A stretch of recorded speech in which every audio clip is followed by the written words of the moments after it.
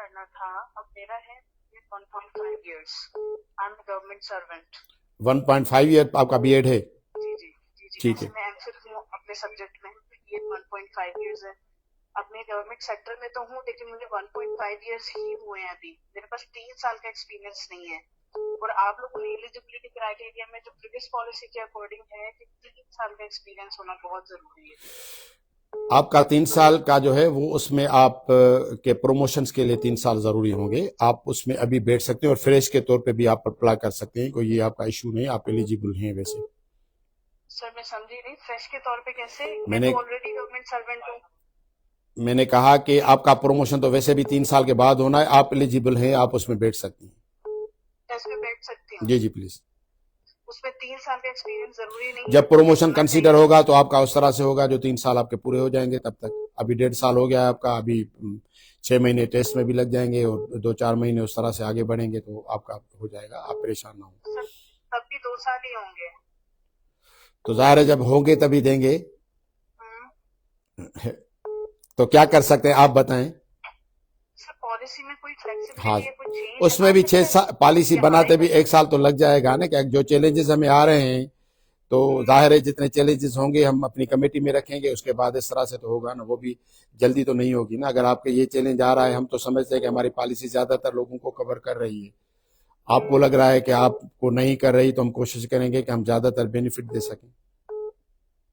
जी sir, अगर policy change हो तो काइंडली ये चीज आप देख लीजिए। सर जरूर हमारे एक्सपीरियंस नहीं जरूर है जरूर इसमें, जरूर तो जरूर आप एक्सपीरियंस में थोड़ी सी फ्लेक्सिबिलिटी जरूर रखें। जरूर जरूर बेटा, जरूर, थैंक यू। और सर जल्द से जल्द पॉलिसी आप, हेलो जी जी सुन रहा हूँ। सर, जल्द से जल्द अगर आप पॉलिसी शो कर देंगे तो हमें ये हो जाएगा कि हमें कितना टाइम पीरियड पॉलिसी रिक्वायर्ड है शो की टैली हुई के है, लिए, पॉलिसी शो करनी की हुई। चाहिए या नहीं करनी चाहिए?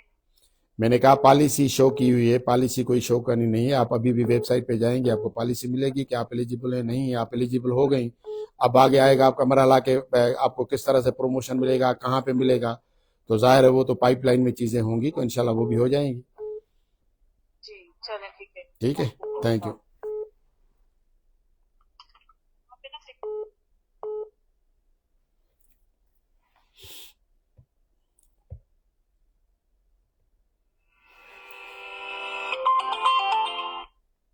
अस्सलाम वालेकुम।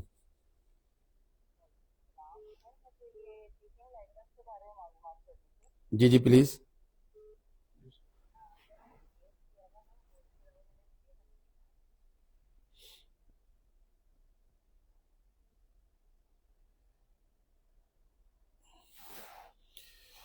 जी जी प्लीज। अस्सलाम वालेकुम। जी जी। अस्सलाम वालेकुम सर। वालेकुम अस्सलाम। सर मुझे ये पूछना है, जो ब्रिजिंग कोर्स लॉन्च कर रहे हैं इसकी जो वैलिडिटी मेंशन की है 26 में 27, तो इसका क्या मतलब है? इसका मतलब है कि जितने भी हमारे 1 ईयर वाले ऐसे असातिज़ा हैं जिन्होंने 1 ईयर बीएड की है और गवर्नमेंट सर्विस में हैं, तो उनकी ज़्यादा डिमांड थी कि आप 1 ईयर को क्यों नहीं एक्सेप्ट कर रहे टीचिंग लेसन्स की एलिजिबिलिटी के लिए। तो उनके लिए हमने अपॉर्चुनिटी दी कि ये 2 साल तक ये कोर्सेज कर सकते हैं। मीन्स के इस साल जो सेशन शुरू होगा उसमें भी अप्लाई कर सकती हैं। अगर कोई ऐसा इदारा है जो इसको दिसंबर में स्टार्ट करता है और आगे चल के ये जून तक चला जाता है, तो उसमें भी आप अप्लाई कर सकती हैं। तो हमने उनको ज़्यादा ऑप्शन देने की कोशिश की है। मतलब इस टाइम पीरियड में ब्रिजिंग कोर्स के लिए हम अप्लाई कर सकते हैं? जी जी बिल्कुल। अच्छा ठीक है सर, थैंक यू। अच्छा सर, एक सवाल और है। ये जो टीचिंग लाइसेंस 1.5 इयर्स वाला बीएड वाले बच्चे करेंगे, हम लोग करेंगे, जैसे हम लोग क्वालिफाई कर लेंगे ये ब्रिजिंग कोर्स, तो 1.5 इयर्स हमारा जो है ये एचएससी रिकॉग्नाइज होगा? असल में ये जो ब्रिजिंग कोर्स हम दे रहे हैं आपको एलिजिबिलिटी के लिए दे रहे हैं कि आप एलिजिबल होंगे टीचिंग लाइसेंस के लिए। तो इस तरह की कोई बात नहीं कि एचईसी आपसे क्या करा है, आपके पास वो डिग्री है एचईसी की आपकी कि आप बीएड होल्डर हैं। बाकी हम एलिजिबल कर रहे हैं टीचिंग, हमारा फोकस टीचिंग लाइसेंस से। अच्छा मतलब हम सिर्फ टीचिंग लाइसेंस के लिए अप्लाई कर सकते हैं, लेकिन हमारी डिग्री जो है 1 ईयर ही कंसिडर होगी? वो जाहिर है आपकी वो एचईसी का मसला है, हम अपने सिंध के सेंस में देख रहे हैं ना, कॉन्टेक्स्ट में किस तरह से हम जा सकते हैं। अच्छा सर, एक चीज और पूछनी थी कि जो 1.5 इयर्स बीएड कंसिडर करके हमें टीचिंग लाइसेंस के लिए अप्लाई करने की इजाजत मिल जाएगी इसके बाद, ठीक है? जी जी। तो सर 1.5 इयर्स वाला जो बीएड होगा मतलब मीन वो सेकेंडरी के लिए एलिजिबल है ना, सेकेंडरी टीचिंग लाइसेंस के लिए अप्लाई करेगा, ठीक है? एग्जैक्टली जो कैटेगराइज आपने किया है उसके अकॉर्डिंग मुझे बात समझ में आई है, ठीक है? जी। तो मैं हूँ एज ए ईसीटी काम कर रही हूँ ना, गवर्नमेंट सेक्टर में एज ए ईसीटी काम कर रही हूँ। ईसीटी तो कर सर मैं अगर वो लेती हूँ मतलब सेकेंडरी का टीचिंग लाइसेंस लेती हूँ तो क्या एज ए ईसीटी मेरे लिए वो बेनिफिशियल होगा? देखिए, ईसीटी के जो पहले वाले रूल्स हमने बनाए थे उसमें जब हमें इस तरह के एप्लीकेशन आई और पासिंग कैंडिडेट्स ईसीटी से भी आए तो फिर हमने उनके जो सीनियर ईसीटी का था वहां पे रूल्स में रखा। तो ये अभी जो है वो प्योरली सेकेंडरी टीचर्स के लिए हमारे जहन में यही है। लेकिन सरप्राइजिंगली ऐसा होगा कि अगर कुछ ऐसे लोग भी आ जाते हैं कि वो ईसीटी से या किसी और कैडर से होते हैं तो ये बाद में हम देखेंगे कि किस तरह से हम उनको अकोमोडेट कर सकते हैं। अभी तक ऐसी कोई पॉलिसी हमारी ईसीटी के हवाले से नहीं है। ओके, लेकिन हम अप्लाई कर सकते हैं बहरहाल एज ए वो तो जाहिर है आपके हम उस एलिमेंट्री या सेकेंडरी के लिए अप्लाई कर सकते हैं। जाहिर है अगर आपकी एलिजिबिलिटी उसी जो क्राइटेरिया उसमें आ रही है तो आप अप्लाई कर सकती हैं। ठीक है सर। अच्छा सर, एक रिक्वेस्ट आपसे करनी थी। जी जी वो ये कि सर टीचिंग लाइसेंस आप कह रहे हैं सितंबर में आ रहा है ना, इनकमिंग जो आने वाला है वो सितंबर में होगा और उसमें एलिमेंट्री 2 स्टेप में होगा। जो हमारे पास एक वॉइस वायरल हो रही है, शायद वो स्टाइला की किसी ऑफिसर की है, मुझे एग्जैक्टली नहीं पता, लेकिन वो एक वायरल हो रही है। उसमें उन्होंने ये कहा है कि 2 स्टेप में टीचिंग लाइसेंस आएगा, सितंबर में होगा और फिर उसके बाद एक स्टेप और होगा। तो पहले हम एलिमेंट्री कंडक्ट करेंगे, पहले सेकेंडरी कंडक्ट करेंगे, उसके बाद एलिमेंट्री कंडक्ट करेंगे। तो सर हम लोग एनरोल होंगे तो वो सेकेंडरी के लिए एलिजिबल होंगे ना 1.5 ईयर्स की बेस पे। तो क्या ऐसा नहीं हो सकता कि मतलब आप लोग इस तरह से इसको इनकमिंग जो आ रहा है उसको इस तरह से कंडक्ट करें कि हम ब्रिजिंग कोर्स वाले जो पास आउट करें वो भी उसमें मतलब अपियर हो सके? मैं आपके तो से आपके सवाल के हवाले से सभी के लिए क्लियर करना चाह रहा हूं कि कुछ चीज़ों को उस तरह से समझना पड़ेगा हमें। पहले तो एलिमेंट्री का टीचिंग लाइसेंस अलग है, उसको हम उस तरह से देखें। सेकेंडरी टीचर्स का जो टीचिंग लाइसेंस है उसकी अलग टेस्ट है, उसका अलग है। और सेकेंडरी टीचर में भी ये है कि सब सब्जेक्ट्स की अलग अलग टेस्ट होगी। तकरीबन भाई हमारे पास 8 सब्जेक्ट्स होंगे जिनके लिए हम ये टेस्ट क्वालिफाई करवाएंगे। मीन्स ये सेकेंडरी की टेस्ट उस तरह से होगी। उसके बाद प्राइमरी की टीचर्स की अलग रहती है, वो एडी बेस से। तो आप सभी को जब मिक्स करेंगे तो आपके लिए चैलेंजेस होंगे। अब आ जाते हैं कि ये टेस्ट एलिमेंट्री सेकेंडरी की इकट्ठे हम क्यों दे रहे हैं। जो आपने समझा है हुआ ये है कि 1 से 2 साल तक इंतजार करना पड़ता है कि हम कोई थर्ड पार्टी हायर करें, उसके बाद अपने TORs तय करें, उसके बाद बाकी मामलात हैं उनके साथ रखें। तो हम समझ रहे थे कि इस तरह का जो ये एक्टिविटी इस तरह की जो होनी है, हम क्यों ना इसको 3 इयर्स के लिए कर लें हायर। और ये बार बार हमें फिर वेंडर समझ रहे हैं कि अभी जिस तरह से अगर कोई आपके हवाले से गेट सपोज 1 ईयर वाला है और उसका कोर्स जो कंप्लीट हो रहा है अभी जो ब्रिजिंग कोर्स वो दिसंबर तक होने वाला है, क्योंकि हमारे पास ये डेटा आ जाएगी कि ये दिसंबर तक कितने लोग जो हैं वो हमारे एलिजिबल हो जाएंगे। तो हम सिर्फ फिर उसका जो थर्ड पार्टी है उसको सिर्फ खत लिखेंगे कि आप जो है हमारी तीसरी टेस्ट के लिए तैयारी कर लें। इसी तरह से एलिमेंट्री के भी हम आगे अलग टेस्ट होगी, इससे कोई वो रिलेटेड नहीं है। ठीक है, तो मैं समझता हूं कि आप इसको इस तरह से क्लियर रखें कि ये सारी टेस्ट अलग अलग ही होंगी, लेकिन तकरीबन ये 2 साल तक कंटिन्यूसली होती रहेंगी। यानी कि ये नहीं है कि एक मरतबा हुई फिर कोई 2 साल तक हम चले गए, फिर 2 साल तक इंतजार करेंगे। हम कोशिश करेंगे कि हम ज्यादातर टीचिंग लाइसेंस की एरिया में अपने टीचर्स को शामिल करें। ठीक है। अच्छा, ये कि मतलब हम लोगों को फिर वेट ही करना पड़ेगा, हम लोगों को फिर इसका मतलब है वेट ही करना पड़ेगा ना? आपकी तो एलिजिबिलिटी अभी है जो आप बता रहे हैं, आपकी 1.5 ईयर भी यही कह रहे हैं ना कि आपकी एलिजिबल, आप कहाँ पे एलिजिबल नहीं है? सेकेंडरी के लिए एलिजिबल होंगे ना सर, एलिमेंट्री के लिए तो नहीं होंगे। तो एलिमेंट्री के तो आप एक टीचिंग लाइसेंस आपको मिल जाएगा, सेकेंडरी के लिए तो वो बेहतर नहीं है क्या? आप दोनों लेना चाह रही हैं?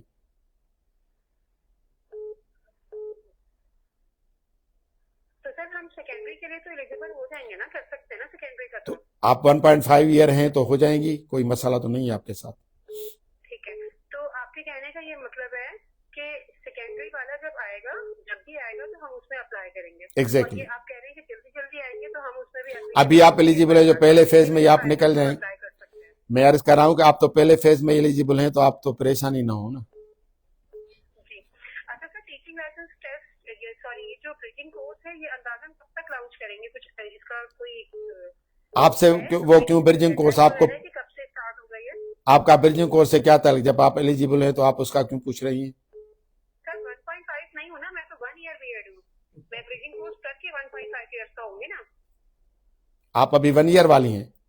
जी मैंने 1 ईयर किया, तभी तो मैं बात कर रही हूँ ठीक है, सर इस पे। तो ये जब आप अभी जो ब्रिजिंग कोर्स होंगे उसके बाद आप एलिजिबल होंगी उसमें। तो सर यही तो पूछ रही हूँ, ब्रिजिंग कोर्स क्या कब से स्टार्ट होने जा रहा है? कुछ ये अंदाजा इंशाल्लाह है? अगस्त तक शुरू हो जाएंगे। हेलो। जुलाई अगस्त से शुरू हो जाएंगे, हमारी एक्रेडिटेशन हो रही है तो इंशाल्लाह जुलाई अगस्त से शुरू हो जाएंगे। ठीक है sir, thank thank you so much.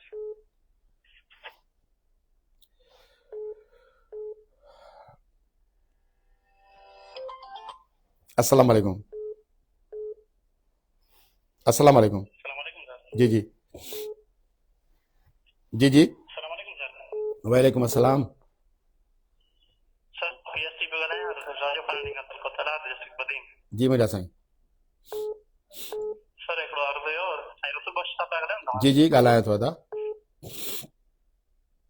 Ji sir एक बार दे सर बीएड थे 1 साल असांजी 14 साल तैलीम है ऐं बीएड 1 साल थे 1.5 साल बीएड ना है ऐं ब्रिजिंग कोर्स थियो सर तव्हां जेका राइट ॾिनी आहे वो सिर्फ 16 साल शायद एजुकेशन हुजे प्लस में पोइ वो ब्रिजिंग कोर्स करे सघे थो ऐं पोइ वो टीचिंग लाइसेंस जे लाइ अप्लाई करे सघे थो। त असांजी सर पीएसटी आई त जेकॾहिं 14 साल वारी तैलीम वारे खे जेकॾहिं तव्हां राइट ॾियो ऐं हुन टीचिंग लाइसेंस जे लाइ एलिजिबल करार ॾियो त वधीक बहितर रहंदो सर। तव्हांजी जेका 1 ईयर आहे त हुन ते ब्रिजिंग कोर्स तव्हां करे सघो था न, उन में तव्हांजी एलिजिबिलिटी बि अची वेंदी। सर असल में तैलीम जेका आहे न 14 साल आहे 16 साल न आहे माना तव्हां 14 साल थियल आहे। तव्हां छा सिर्फ़ु बीए कई हुई, जी जी सर। अॻिते न कई? सर अॻिते कोन करी सघियासीं न। ही हूंदा एलिजिबल। 2013 जी त बीए हिकिड़ो मिनट, लाइसेंस लाइ तव्हां एलिजिबल आहियो, तव्हां लाइसेंस लाइ मूं अर्ज़ु पे कयो त लाइसेंस लाइ तव्हां एलिजिबल आहियो असां वटि। अच्छा लाइसेंस जे लाइ एलिजिबल आहियूं। एलिजिबल आहियो तव्हां ब्रिजिंग खां पोइ, ब्रिजिंग करे वेंदो त पोइ तव्हां एलिजिबल आहियो। सर पर हुन वारी शर्त रखियलु आहे त 16 साल तैलीम हुजे ऐं तंहिंखां पोइ तव्हां ब्रिजिंग करे सघो था। मूंखे पॉलिसी में नथो लॻे। नंबर तव्हांजो छा आहे बाबा? जी सर। नंबर ॿुधायो न। पर्सनल नंबर था ॾियो। तव्हां न पंहिंजो फ़ोन नंबर ॿुधायो, पर्सनल नंबर ई ॿुधायो भली। नंबर सर हा पर्सनल नंबर सर 110 17 610। 110 17 610। जी सर ठीकु 110 आहे, 17 610। असां तव्हां सां राब्तो करे था वठूं बाबा, तव्हांजो अलॻि केस आहे, ॾिसी था वठूं। महिरबानी। हाज़िर बाबा हाज़िर। नालो छा ॿुधायो आहे? सर अब्दुल लतीफ़ अब्दुल लतीफ़। पीएसटी। ठीकु आहे, थैंक यू बाबा, थैंक यू। हाँ सर या थैंक यू सर मेहरबानी।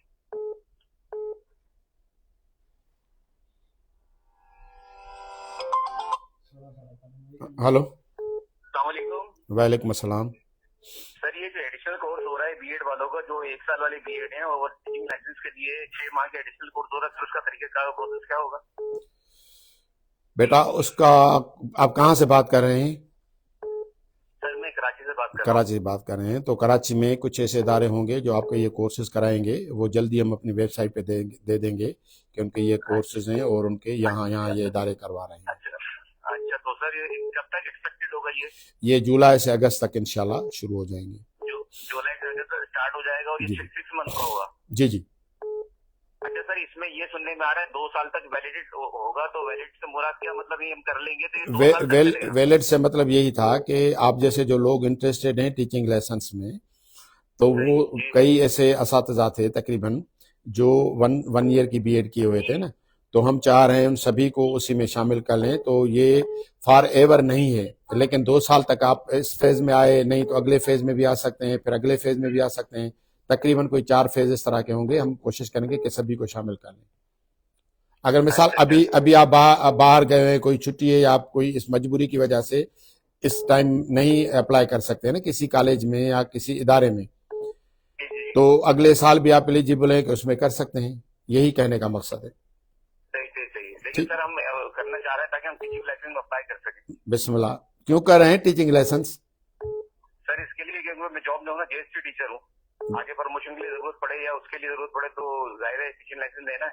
और बच्चों के लिए नहीं ले रहे कि कोई बच्चों के लिए आप अच्छा पढ़ा सकेंगे कोई? हाँ और जाहिर है सीखने का भी मिलेगा ना सर तो ये भी तो कहें ना, तो हमें खुशी हो कि कम से कम ये तो करें कि जो टीचिंग लेसन है सर, एक तो हमारी उसमें प्रिविलेज बन जाती है, हम कॉन्फिडेंस पैदा होता है और हम बच्चों के सामने जाते हैं तो कॉन्फिडेंट होते हैं और उसके बाद हमारी जो स्किल है वो डेवलप होती है। ये भी तो कहे तो हमें खुशी हो ना, अपने लिए क्यों बात कर रहे हो?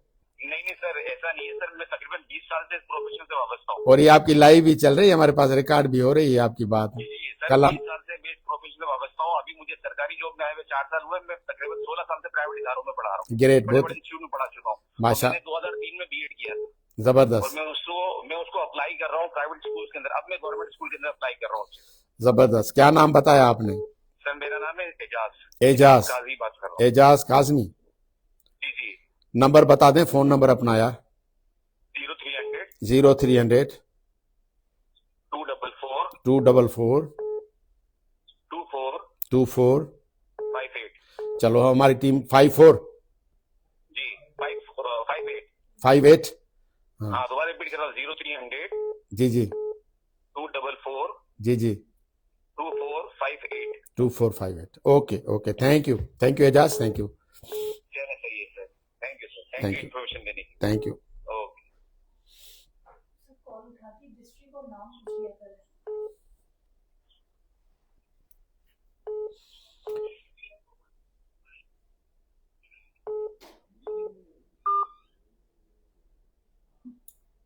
मास्टर्स को नहीं चलो, कितने को नहीं लिखे ना, ब्रिजिंग में लिखे ना पॉलिसी।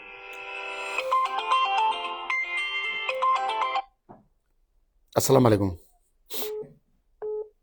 अस्सलाम वालेकुम। बेटा कहाँ से बात कर रहे हैं? सवाल आपने टीचिंग लाइसेंस एक्सपेक्टेड डेट जे हवाले सां मूं सरदार शाह जे साईं सरदार शाह जे कोर्स खे ॾिठी, जंहिं में चयो त सेप्टेम्बर में टेस्ट थींदी, पर इहो जेको टीचिंग कोर्स आहे उहो 1 ईयर जंहिंजो बीएड आहे उन्हनि खे तव्हां किथां था ॻाल्हायो पुट, किथां था ॻाल्हायो? सेकेंडरी लाइसेंस ॾेई सघनि, टेस्ट ॾेई सघनि। बाबा किथां? हाणे स्टार्ट थींदो त पोइ 6 मंथ खां पोइ इहे कीअं सेप्टेम्बर में टेस्ट कीअं थी सघे? किथां था ॻाल्हायो, केरु था ॻाल्हायो? आउं मीरपुर ख़ास सां ॻाल्हायां थी, कोमल महाराज। कोमल ॻाल्हायो था मीरपुर ख़ास मां? जी जी। सरकारी टीचर आहियो बेटा? जी जी, आउं पीएचडी टीचर आहियां। पीएचडी टीचर आहियो। ऐं तव्हांजी बीएड जेका आहे हिकिड़े साल जी आहे? बीएड मुंहिंजी 4 साल जी आहे, 4 4 ईयर बीएड। त पोइ तव्हां एलिजिबल त आहियो न हुन में? एलिजिबल आहे न, पर इहा एक्सपेक्टेड डेट जेका हुन जे बारे में साईं सरदार शाह जी जेका आहे मूं पोस्ट ॾिठी त हुननि चयो सेप्टेम्बर में आहे। ऐं इहा जेका ब्रिजिंग कोर्स आहे इहा 6 मंथ ड्यूरेशन जो आहे। तव्हां लाइ ब्रिजिंग कोर्स, तव्हां लाइ त ब्रिजिंग कोर्स कोन्हे, तव्हां त एलिजिबल आहियो। जी जी, एलिजिबिलिटी जे मुताबिक़ तो मूंखे क्लियर आहे, बस टेस्ट जी एक्सपेक्टेड डेट जेका हुनमें थोड़ी कंफ्यूजन आहे त सेप्टेम्बर में थींदी। बाबा असां प्रोसेस शुरू करे छॾियो आहे ऐं ज़ाहिर आहे इन लाइ एडवर्टाइज़मेंट थींदी, उन खां का थर्ड पार्टी उन में अप्लाई कंदी, बल्कि मुख़्तलिफ़ कंपनियूं अप्लाई कंदियूं। उन खां पोइ असां उनखे वेट करे कि हिकिड़ी कंपनी खे इहा इजाज़त ॾींदासीं त तव्हां जेको आहे सो टेस्ट कंडक्ट करायो, ठीकु आहे। उन सां असांजा इलाही सारा शर्त शुरू तय कंदा। असांजो जेको प्लान आहे उन में इहो असांजी कोशिशि हूंदी त असां सेप्टेम्बर अक्टूबर ताईं इहा टेस्ट कंडक्ट कराए वठूं। हाणे कुझु शयूं थी बि सघनि थियूं, कुझु शयूं जल्दी नथियूं मिलनि, कुझु शयूं असांजूं जल्दी नथियूं थी सघनि, त मे बी इहो अॻिते हले, पर कोशिशि कबी त जेके साईं सरदार अली शाह डायरेक्टर्स आहिनि ऐं बीओजी जे हवाले सां बोर्ड ऑफ गवर्नमेंट सां असां उन्हनि खे फुलफिल कयूं। असांजी कोशिशि इहा हूंदी, पर टेक्निकली कुझु चैलेंजिस ईंदा आहिनि जंहिं करे मे बी इहो अॻियां थोरो वधी बि वञे।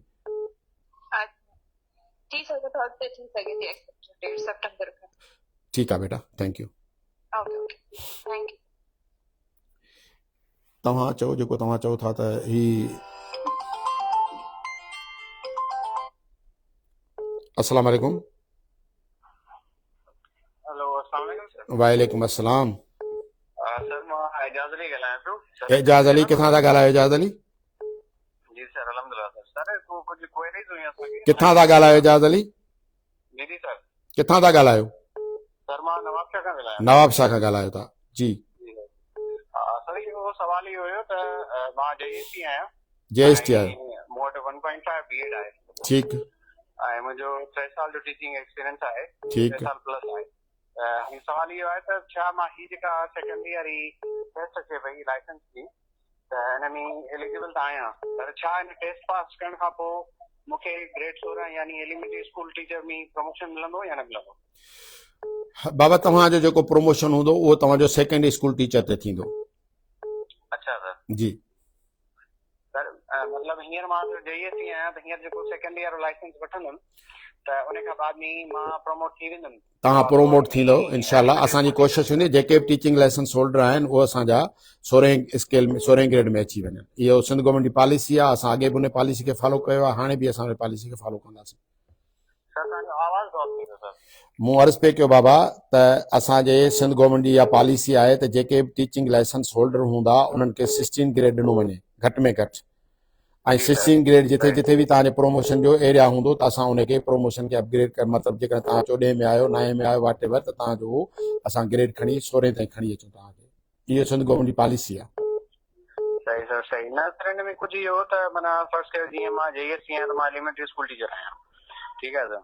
त हाणे हिन में जेका रिक्वायरमेंट लिखियल ई जेका एलिमेंट्री हिन लाइ एलिमेंट्री लाइसेंस लाइ त उन में हुई 2.5 ईयर BEd हुई ऐं उन खां सवाइ MEd हुई। HCCD पॉलिसी जे हिसाब सां इहो त जिन जी 16 ईयर एजुकेशन आहे त उहे 1.5 BEd कंदा ऐं जिन 14 ईयर्स आहे उहे 2.5 BEd कंदा। त हाणे वरी असां इहो सोचियो पिए त शायदि ईअं थींदो, छो त हाणे असांजी 1.5 BEd ऐं असांखे एलिमेंट्री स्कूल लाइ एलिजिबल कोन कयो वियो ऐं असांखे सेकेंडरी लाइ कयो वियो। त असां इहो सोचियो पिए त असांखे जेकॾहिं इन केस जेकॾहिं टेस्ट पास कयूं था त शायदि असांखे जेको आहे सो एलिमेंट्री स्कूल में ई प्रमोट कोन थींदासीं, छो त असां सेकेंडरी लाइसेंस वठूं पिया। ऐं थोरो पॉलिसी माना थोरो अजीब लॻे पई त जेका एलिमेंट्री लाइ 2.5 BEd हुई ऐं सेकेंडरी लाइ 1.5 BEd हुई त HCC जी पॉलिसी जे हिसाब सां सर इहो बेटर न हो त ॿिन्ही लाइ 1.5 BEd खे एलिजिबल करे छॾियो आहे।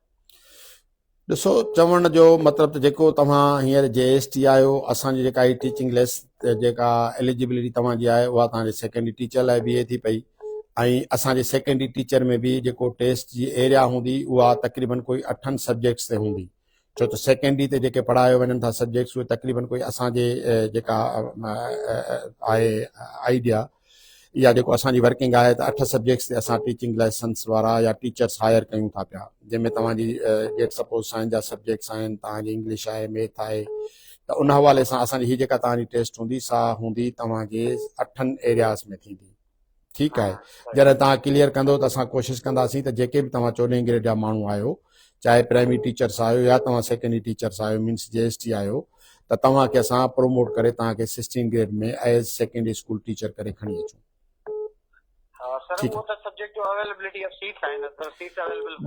ॾिसो बाबा, सिंध गवर्नमेंट जी इहा कोशिशि मां अर्ज़ु करे वञा, ॿुधो, सिंध गवर्नमेंट जी इहा कोशिशि हुई त असां जेके बि माण्हू टीचिंग लाइसेंस वारा आहिनि उनखे असां अकोमोडेट कयूं 16 ग्रेड में, ऐं उहो असां ठीकु आहे। हींअर तव्हां ॿुधो सब्र कर थोरो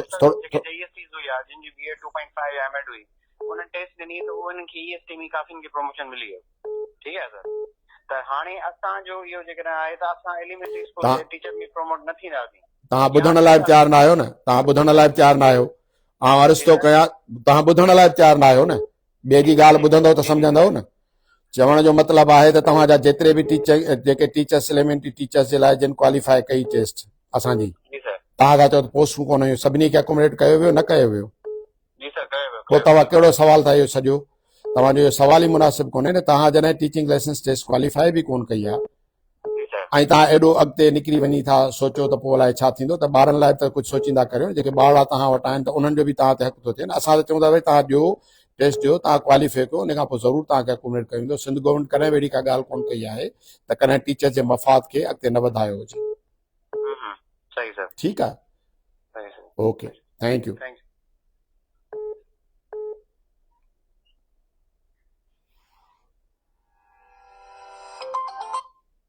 अस्सलाम वालेकुम।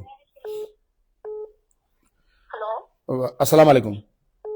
वालेकुम सलाम। सर मैं मिस खदीजा बात कर रही हूँ। कहाँ से बात कर रही हैं? मीरपुर खास से। मीरपुर खास से साल का मेरा खदीजा डिग्री है। जी जी। सर सर मैंने ये पूछना था कि मेरे पास जो है वो 16 इयर्स एजुकेशनल क्वालिफिकेशन है और मैंने बीएड किया हुआ है 1 ईयर का और मेरा एमएड भी कंप्लीट है और मैं पीएचडी टीचर हूँ। मैं एमटीएस में टीचर करती हुई थी, तो 12 साल से मैं टीचिंग कर रही हूँ। तो मुझे लाइसेंस के बारे में पूछना था कि मैं उसके लिए एलिजिबल हूँ या नहीं, या मुझे भी ब्रिज करना पड़ेगा। आपने पॉलिसी पढ़ी थी कि उसमें कौन से एलिजिबल हैं, उनकी क्राइटेरिया क्या है? सर उन्होंने 16 ईयर क्वालिफिकेशन बोला नहीं था, नहीं, तो पॉलिसी डॉक्यूमेंट पढ़ा है बेटा? ऑलरेडी बीएससी मेरा हुआ मैं हुआ है मैं और एमएससी मैं अगेन पढ़ लेता हूँ सभी के सवाल का, जो भी अभी ऑनलाइन भी मुझे देख रहे हैं। आपकी जो इन सर्विस टीचर्स हैं, जो इंटरेस्ट होंगे, जो टीचिंग लाइसेंस प्राइमरी के लिए हैं, वो एडी होंगे 2 इयर्स के साथ। क्लियर है? प्राइमरी के लिए टीचिंग लाइसेंस एलिमेंट्री के लिए अभी जो हमने टेस्ट कंडक्ट करवाई वो बीएड है, 4 इयर्स की हो, 2.5 इयर्स की हो, या एमएड एमए हो, तो वो एलिजिबल थे, उन्होंने टेस्ट क्वालिफाई की, जो उन्होंने एलिजिबिलिटी हुई। अभी जो टीचिंग लाइसेंस सेकेंडरी हो रही है उसकी अभी सभी सुन लें, जो अभी इसमें है, फेसबुक पे लाइव भी चल रहा है कि टीचिंग लाइसेंस सेकेंडरी के लिए आपकी बीएड होनी है 4 इयर्स की, आपकी बीएड होनी है 1.5 ईयर की, और अगर इसमें से 1 ईयर की बीएड या कुछ इस तरह की बात है तो आपकी एमएड होनी चाहिए और आपकी एमए एजुकेशन होनी चाहिए। तो ये है। मेरी जो एजुकेशन है वो एमए इंग्लिश है और मेरी बीएड भी है 1 ईयर की और एमएड भी है। तो आप आ गए ना एमएड पे भाई? बीबी बात सुने, एमएड हो गई तो आप एलिजिबल हो गई। ठीक है सर। तो सर मैं सेकेंडरी साइड वाला भी दे सकती हूँ, मेन प्राइमरी टीचर? आप सेकेंडरी के लिए एलिजिबल हैं। ठीक है।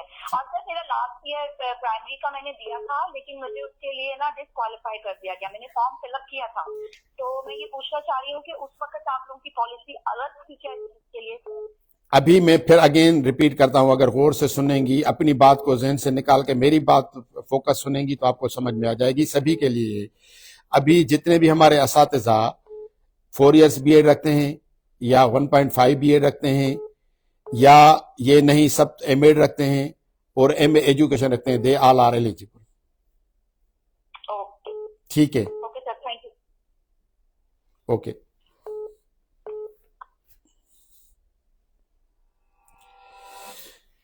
जी अस्सलाम वालेकुम। तकरीबन जेके तव्हां सामीन आहियो, आउं सां बि ॻाल्हाए थो वठां। जी अस्सलाम वालेकुम। जी जी, स्पीकर कितना?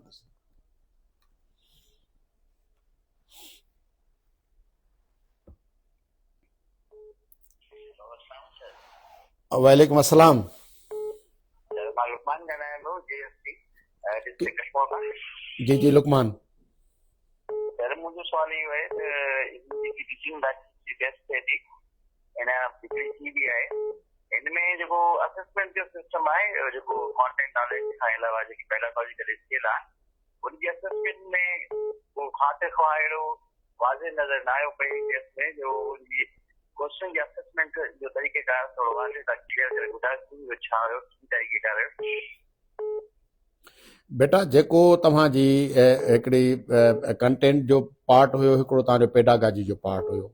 पेडागाजी जे पार्ट सां गॾु जेको टियों तव्हां पासो चओ त उहो आहे त तव्हांजो जेको डेमो कीअं वरितो वञे, प्रैक्टिकम तव्हांजो कीअं कजे। उहो जॾहिं ही तव्हांजो क्वेश्चन पेपर हुयो जेको, उन में असां सिचुएशन बेस्ड प्रैक्टिकम ॾे विया हुआसीं त तव्हांजो जेकॾहिं बीइंग द टीचर तव्हांजो कीअं रिफ्लेक्शन अचे थो, त उहो उन हिसाब सां उहो सुवाल हुयो, उनजो जवाबु ॾिनो। हिन दफ़े असां जेको वञूं पिया त असां प्रैक्टिकम इहो वठंदासीं, यानी जेको थर्ड इन जो पासो हूंदो, माना कंटेंट ऐं तव्हांजो पेडागाजी खां सवाइ असांजो प्रैक्टिकम जो बि हिसो हूंदो, त उहो अलॻि हूंदो तव्हांजो। ऐं अॻिए दफ़े तव्हांखे कहिड़ो इतराज़ आहे उहो नथो सम्झी सघां, त तव्हांजो पहिरियों दफ़ो मूं अहिड़ो इतराज़ ॿुधो आहे त तव्हांखे कोन्हे। त सवाल मुंहिंजो इहो हुयो त हिकिड़ो सुवाल हुयो त drop out of ratio students जो, उन ते तव्हां कहिड़ी सजेशन ॾींदो त तव्हां उहो जेको आहे त ॿारनि खे स्कूल में आणे, त पोइ उनजो जेको असेसमेंट जेको हूंदो उहो उन जेको कैंडिडेट खे लिखियो, पंहिंजा पॉइंट लिखिया या को पंहिंजो हिकिड़ो सजेशन पेश कई, त हुन पोइ उन उहो एग्री थिए थो या नथो थिए इन सां त उहो असेसमेंट जो थोरो सही सिस्टम न थियो हूंदो इन हिसाब सां तव्हां थोरो इनखे वार जी जी जी जी अहिड़ा सुवाल अचनि था जिन सां उहो जेकी चेक करण वारो आहे उहो उन सां मतिलबु थिए थो या नथो थिए पोइ इन सां त उन कैंडिडेट साइड नाइंसाफ़ी थींदी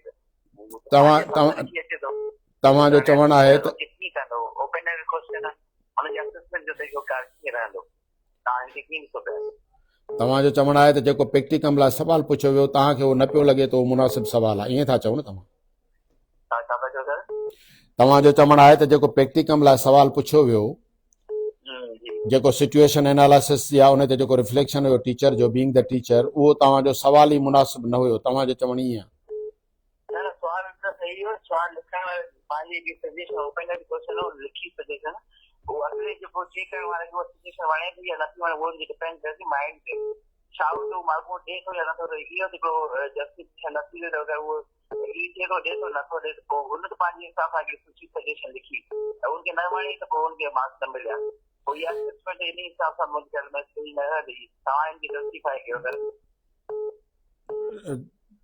जेको तव्हांजो चवणु आहे ऐं उनखे ईअं थो ॾिसां इन सेंस में ॾिसां थो त तव्हां चओ था त सवाल ई अहिड़ो कंफ्यूज़ हुयो जेको एॾो क्लियर न हुयो ब्रॉड क्लियर हुजे त जेको माण्हू बिल्कुलु क्लियर थी वञे मुतफ़ थी वञे कंहिंखे एतिराज़ जी ज़रूरत ई महसूसु न थिए ईअं था चओ न तव्हां सर वरी मां दुबारा रिपीट कयां थो मुंहिंजो मक़सदु आहे हिकिड़ो सुवाल तव्हां ॾिनो उन ओपिनियन में तव्हां लिखियो वरी तव्हां पंहिंजी सजेशन चलो चलो थोरो ॿुधी वठिजो असांजो डायरेक्टर ज़हन आहे तव्हांखे रिस्पॉन्स करे मां सजेशन ॾिनी मुंहिंजे हिसाब पंहिंजे माइंड सां हिसाब सां सजेशन नथो थिए न मुंहिंजे हिसाब सां सही न आहे त उहो जेको चेक करण जो सुवाल जो असेसमेंट जो उहो डिपेंड सिर्फ़ु मुंहिंजे माइंड ते कयो चेक करे उहो एग्री थिए थो नथो एग्री थिए अहिड़ो को सिस्टम हुजे जीअं बाक़ाइदो चेक सही नमूने थिए अच्छा लुकमान साहब तव्हांजो सवाल टे भेरा माना असां ताईं पहुची वियो आहे एतिराज़ बि पहुची वियो आहे तव्हांजो आहे असेसमेंट ते क्वेश्चन ऐं तव्हां असांजी पॉलिसी खे जेकॾहिं ॾिसो त असां उन पॉलिसी में जेका थर्ड पार्टी रिक्रूट कंदा आहियूं त असां उन में चवंदा आहियूं त उहा नेक्टे सां एक्रेडिटेड हुजणु खपे ऐं उन जो मतिलबु इहो आहे त का न का अहिड़ी यूनिवर्सिटी जेका BEd कराईंदी हुजे MAd या PhD कराईंदी हुजे उते जी फैकल्टी तव्हांजे सवालनि जे जवाबनि खे चेक करे थी हाणे तव्हांजो जेको इहो असेसमेंट ते क्वेश्चन आहे इहो तव्हांजो क्वेश्चन पेपर ते क्वेश्चन कोन्हे उन यूनिवर्सिटी जी अहलियत ते क्वेश्चन आहे सो असां इन में तमामु मुतमइन आहियूं त असां जे लाइ बाक़ाइदा इंतज़ाम करे छॾियोसीं असां इन्हनि असेसमेंट जी ऐं पेपर सेटिंग जी इन्हनि ॿिन्ही ज़रूरतुनि खे महसूसु कंदे असां नेक्टे जी शर्त लॻाईसीं इन करे स्टडा पंहिंजी जाइ ते मुतमइन आहे त असां जेको पेपर सेटिंग में पंहिंजे तौर ते बहितर इंतज़ाम कयोसीं ऐं उनजे असेसमेंट जे लाइ असां जेको माना सभ खां बहितर अवेलेबल सोर्सिस हुआ यूनिवर्सिटीज़ जा प्रोफेसर्स ऐं यूनिवर्सिटीज़ जी उहे फैकल्टीज़ जेके BEd MAd ऐं PhD पढ़ाईंदियूं उन्हनि पेपर असेस कया त इहो तव्हांजो जेको प्री अज़म्पशन आहे उन्हनि हीअं सही उन्हनि जवाबु मुकमल कयां जवाबु मुकमल करणु ॾींदो मूंखे तव्हांजो सवाल सम्झी कोन थो सघां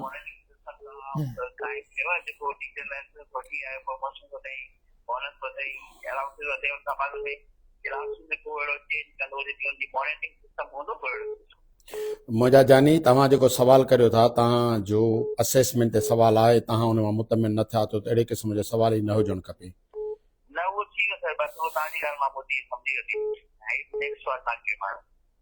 जी पोइ कंहिं ॿिए खे मौक़ो ॾींदो त ॿिया बि वीचारा खोड़ सारो माना हले पती लाइन ठीकु आहे थैंक यू अल्लाह हाफ़िज़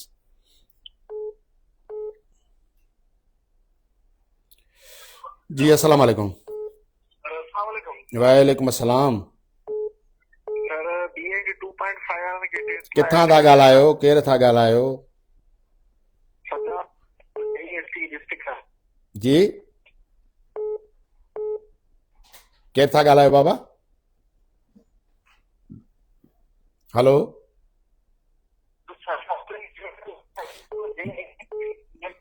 बाबा तव्हांजो आवाज़ नथो अचे सही तव्हां पंहिंजी लोकेशन दुरुस्त कयो त आवाज़ अचे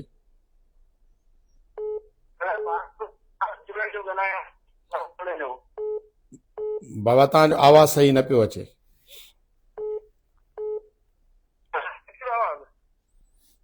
पंहिंजी लोकेशन दुरुस्त कयो त आवाज़ अचे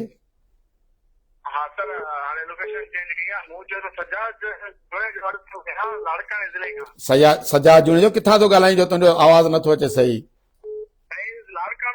शहर लाड़काणे खां। शहर मां ॻाल्हाई त पोइ आवाज़ कुझु त ईंदो न, शहर जी पोजीशन अहिड़ी आहे छा सफ़ा जो तुंहिंजो आवाज़ ई न अचे। तालको डोकरी। हा पोइ डोकरी मां थो ॻाल्हाई, ॿाहिरां थो ॻाल्हाई, तॾहिं तुंहिंजी लोकेशन सही कोन्हे, थोरो सही जाइ ते थी बीही न, गर्मी आहे छा ॿाहिरि ॾाढी? ऐं तव्हांजो आवाज़ सही नथो अचे, मूं चयो त 2.5 ॾींहं खे एल करार ॾियो टेस्ट जे लाइ। जी 2.5 त ॾिनीसीं न, हींअर जो टेस्ट कराईसीं या एलिमेंट्री वारी 2.5 ते हुई न। एलिमेंट्री वारे वक़्तु हिकु 1 साल वारा पहली की कला पोइ की टाइम करायो था, हाणे त तव्हांखे वो एलिमेंट्री जे अॻियां आहे उहा टेस्ट असांजी अलॻि लिखियल आहे, हुन में इनशाला हूंदी, उहा बि हूंदी 2.5 बि हूंदी, पर हिन फेज़ में न, महीनो ॿ अॻियां हूंदी उहा बि इनशाला। कंपनी कंपनी हाज़िर साईं, हाज़िर साईं, हाज़िर हाज़िर हाज़िर साईं, हाज़िर हाज़िर। गर्मी मां अंदरि वञ त ॿाहिरि गर्मी आहे ॾाढी लाड़काणे जी।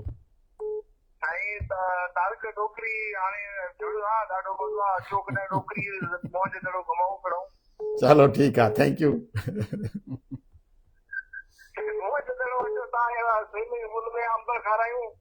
अंब वरी डोकरी में किथां आया तुंहिंजा हींअर? डोडा त जॾहिं थियनि अगस्त में थींदा, हींअर ई डोडा थी विया छा? हाँ चलो ठीकु आहे, थैंक यू।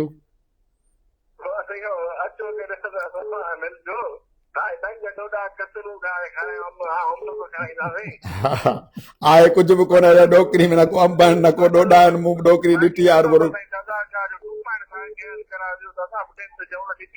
चलो हाज़िर हाज़िर हाज़िर हाज़िर, थैंक यू जान, thank U thank U thank U thank you.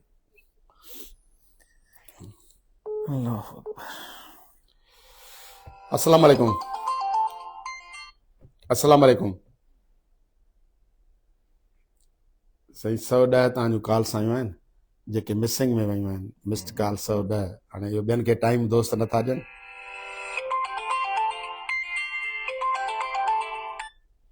अस्सलाम वालेकुम। मुंहिंजा साईं केरु किथां आयो, किथां केरु? मुंहिंजा साईं केरु किथां? पहिरियां तारफ़ कराइबो आहे, पहिरियां तारफ़ कराइबो आहे। मां फलाणे सां ॻाल्हायां थो, टीचर आहियां प्राइमरी सेकेंडरी।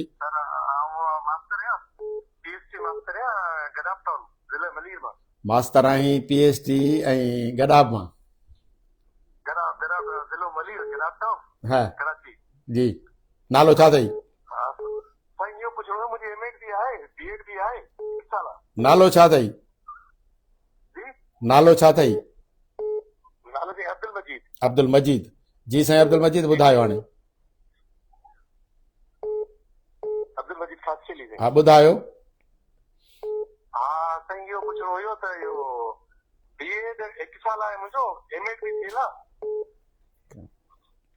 तव्हां एलिजिबल आहियो साईं, एमएड आहियो त तयारी कयो टीचिंग लाइसेंस लाइ।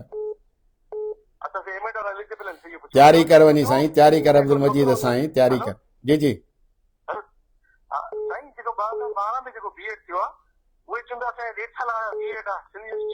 तुंहिंजी एमएड आहे न? तुंहिंजी त एमएड आहे न? बस ठीकु आहे, तूं तयारु आहीं, तूं वञी तयारी कर टीचिंग लाइसेंस जी। हाँ हाँ तूं एलिजिबल। वरी ॿी बि ॻाल्हि पुछंदे, चलो ॿुधाए। कंहिंजी केरु आहे उहो? हा 2012 जी बीएड कई। 1.5 साल बीएड अथसि न? 2 साल में थी कोन हुई, उहो तॾहिं त थी हुई 2012 में। बाबा जे करे 1.5 साल जी अथसि, एलिजिबल आहे। चलो सम्झी गए न ॻाल्हि। हाणे तयारी कर टीचिंग। कहिड़ा ॿार पढ़ाईंदो आहीं तूं? मुंहिंजे कहिड़े क्लास खे पढ़ाईंदा आहियो? कहिड़े क्लास खे पढ़ाईंदा आहियो तव्हां साईं?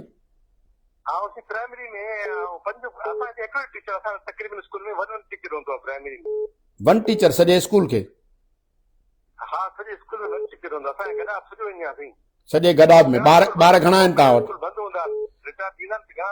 न न तव्हां वटि ॿार घणा आहिनि साईं मजीद? 35 ॿार आहिनि। अचनि घणा था? हाँ कहिड़ो मसइलो आहे अहिड़ो वॾो जेको तव्हांखे घणो महसूस थो थिए? स्कूल में हाँ तव्हांजो बीइंग द टीचर तव्हांखे कहिड़ो प्रॉब्लम घणो थो अचे? वन स्कूल टीचर आहे तव्हांजो, वन टीचर आहियो जेको मल्टी ग्रेड टीचिंग था कयो तव्हां।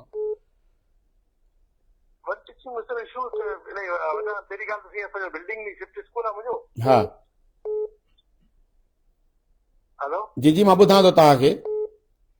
जी जी सही पहिरियों से हिकु असांजो जेको न शिफ्ट स्कूल आहे न नंढड़ी हिकिड़ो पेशवा में कमरो हुते पढ़ाईंदा आहियूं। उते पढ़ाईंदा आहियो। भरिसां को वॾो स्कूल कोन्हे? बाक़ी जेको रिसोर्स आहे उहो असांजा पंहिंजा आहिनि जाती आहिनि सम्झो सही थी। माना सरकारी बिल्डिंग न आहे? सरकारी स्कूल न आहे जी बोर्ड बि मुंहिंजो पंहिंजो वरितल आहे, कूलर बि मुंहिंजो पंहिंजो वरितल आहे, चित्र बि बसि ईअं बसि कमु हलाईंदा ॿार। सेम स्कॉट आहे? जी सेमी स्कूल आहे। बजट हींअर आई आहे हेॾी सारी तव्हांजे स्कूल जी ज़रूर कुझु लख सवा बजट आई हूंदी 2 लखनि ताईं? बजट जी आई रिलीज न आहे कराची। न न बजट रिलीज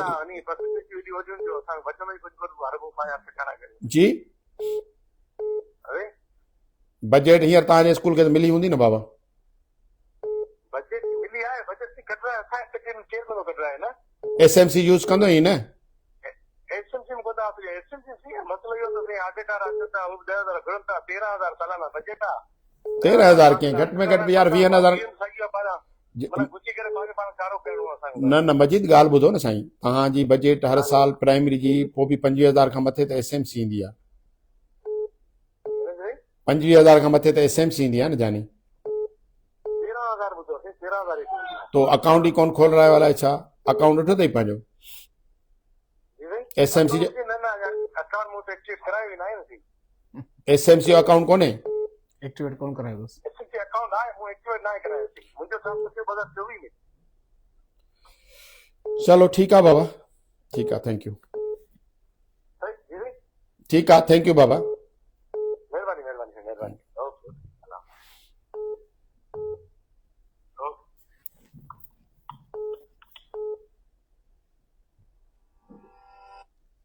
हेलो अस्सलाम वालेकुम। वालेकुम सलाम सर, मैं आयशा अजीज बात कर रही हूँ डिस्ट्रिक्ट मीरपुर खास से। आयशा अजीम, डिस्ट्रिक्ट मीरपुर खास। जी सर। सर मुझे आपसे पूछना था लाइसेंस टेस्ट के लिए कि अगर मेरे पास जो है वो एमएड भी किया हुआ है लेकिन बीएड जो है वो 1 ईयर का है और 4 इयर्स की बैचलर की डिग्री भी है, तो क्या मैं एलिजिबल हूँ या नहीं? आपकी एमएड है? जी सर। तो U are eligible. Ji sir. और ठीक। सर मेरी आपसे एक रिक्वेस्ट ये भी थी कि जिस तरीके से आप टीचर्स के लिए प्लेटफॉर्म, बहुत सारा प्लेटफॉर्म पर काम हो रहा है टीचर्स के लिए, जिससे हम स्टेडा के साथ मुख्य क्लासेस भी लेते हैं, तो सर इसी तरह टीचर लाइसेंस टेस्ट के लिए भी तैयारी भी अगर स्टेडा में करवा दे तो वो हमारे लिए बहुत इजी हो जाएगा टीचर्स के लिए। ये मेरी एक रिक्वेस्ट है। स्टेटा तैयारी करवाए? जी सर। स्टेटा सर्टिफिकेशन दे रही है तो फिर तैयारी कैसे करवाएगी स्टेटा? तो सर ये हमारे लिए जिस तरीके से टीचर्स के लिए आप लोग कर रहे हैं, अभी हम रूमी पर भी काम कर रहे हैं, तो इसी तरह मैं ये रिक्वेस्ट है कि हमें किस तरीके से इसके ऊपर भी काम करवाया जाए ताकि हमारी तैयारी बहुत अच्छे से हो सके कल और हम अच्छे से टेस्ट भी दे सकें। कल बेटा मेरी मीटिंग हुई थी यहाँ जो जेबिस्ट वाले आपके काम करते हैं, जो एलिमेंट्री कॉलेज में, आपके पास एलिमेंट्री कॉलेज है, वो जो एलिमेंट्री कॉलेज है जो जेबिस्ट देख रहा है उसको, उनसे कल हमारी बात आ रहे हैं कि वहाँ पे इस तरह के अच्छे प्रोग्राम्स हों जो टीचर्स की डेवलपमेंट में हमारे साथ काम करें। तो मैं आपसे भी इस तरह से मदद चाहूँगा, अगर आप बीटीपीसी में आई हैं तो मैं समझता हूँ कि आप जो अच्छे टीचर हैं इस तरह के, तो हम आपको तो वैसे भी ऑन बोर्ड रखते हैं। इस तरह की जितनी भी डेवलपमेंट्स होती हैं तो ये जो हमारे एलिमेंट्री कॉलेजेस है उसमें बड़ा रोल है और खुसूसन मीरपुर खास का है। तो आप खुद वहाँ पे इनिशिएट करके इस तरह का इस काम को आगे बढ़ाएं और अपने असातिज़ा की मदद करें। ठीक है sir, thank you so much. Thank you बेटा। थैंक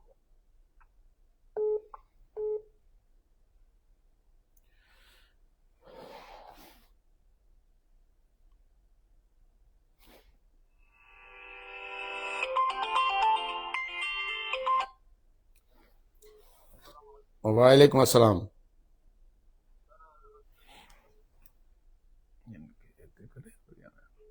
साईं साईं वालेकुम अस्सलाम।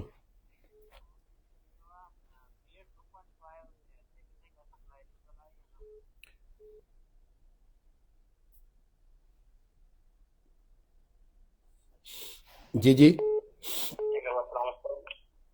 वालेकुम अस्सलाम। अस्सलाम वालेकुम सर। वालेकुम अस्सलाम। सर मुझे पूछना था कि हम जो ब्रीजिंग कोर्स करेंगे कहाँ से कौन, उसके लिए। कहाँ से कौन, पहले तारफ किया जाता है। ये तो अखलाकन भी होता है कि जब कोई बात करे तो पहले बताए कि मैं कौन हूँ, कहाँ से हूँ। जी सर, मैं आप क्लास में कैसे जाते हैं बच्चों को पढ़ाने? जी सर। क्लास में बच्चों को पढ़ाने कैसे जाते हैं बेटा? जी सर। कैसे जाते हैं?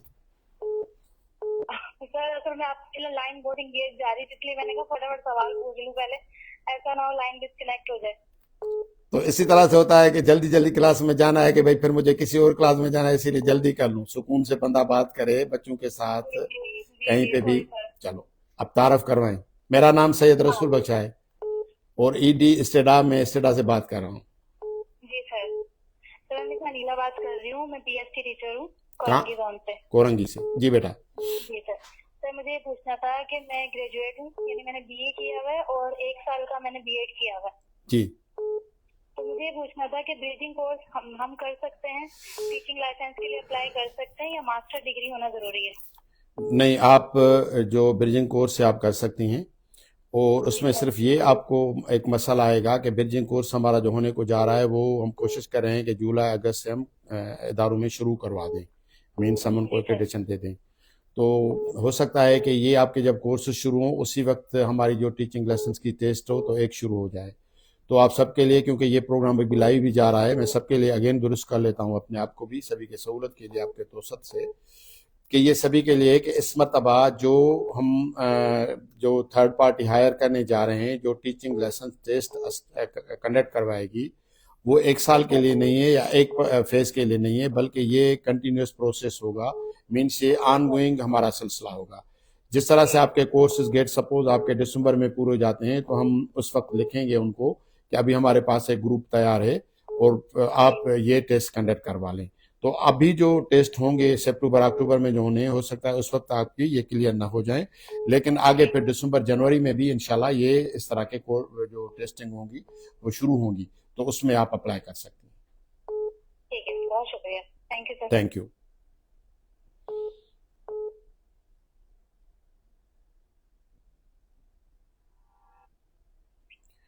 अस्सलाम वालेकुम। सर मुंहिंजो हिकिड़ो सवाल हो। तव्हां केरु किथां? सर मुंहिंजो नालो कृष्ण आहे, मिरपुर खां ॻाल्हायो। कृष्ण आहियो, किथां था ॻाल्हायो कृष्ण? मिरपुर खां। मीरपुर ख़ास मां। कहिड़ा टीचर आहियो बाबा? जी sir. Primary teacher, secondary teacher? Sir तव्हां जवाब करिजे वियो। मुझे बाबा कहिड़ा टीचर आहियो, प्राइमरी सेकेंडरी ईसी? मतलब फ्रेश ग्रेजुएट आहियां। फ्रेश ग्रेजुएट आहे। जी जी बाबा। सर मुंहिंजो सवाल इहो, मुंहिंजी बीएड 2.5 आहे जी, प्लस मुंहिंजो मास्टर बि थियल आहे, बीएड मुंहिंजी ग्रेजुएशन ते थियल आहे। जी त एलिजिबल हूंदुसि सेकेंडरी लाइसेंस जे लाइ? बाबा सेकेंडरी जे लाइ असां वटि जेको फ्रेश हूंदा उहे या 4 ईयर वारा हूंदा या 1.5 वारा हूंदा। जी मूं अर्ज़ु कयो त जेको तव्हांजो फ्रेश वारा हूंदा तव्हांजा 1.5 वारो हूंदो या 4 ईयर वारो हूंदो। बस मुंहिंजी प्रोफेशनल क्वालिफिकेशन बि आहे, अकेडमिक्स मुंहिंजी 16 इयर्स आहे प्लस असांजी सिर्फ़ु असांजो सिर्फ़ु इहे तव्हां जूं कंडीशन्स आहिनि त तव्हांजी जेके बि सेकेंडरी लाइसेंस लाइ अप्लाई कंदा उनजी 4 ईयर बीएड हुजे या 1.5 बीएड हुजे। 2.5 16 ईयर एजुकेशन अलग था मुंहिंजी आहे, मिसाल जी ॻाल्हि मुंहिंजी मतलब तव्हां सेकेंडरी लाइ 60 इयर्स मास्टर ते अलग था। तव्हां सेकेंडरी लाइ एलिजिबल न आहियो, तव्हां एलिजिबल आहियो एलिमेंट्री जे लाइ 2.5 ते। उहा जी बि टेस्ट असांजी होपफुली इन्हनि अॻियनि महीननि में उहा बि थींदी।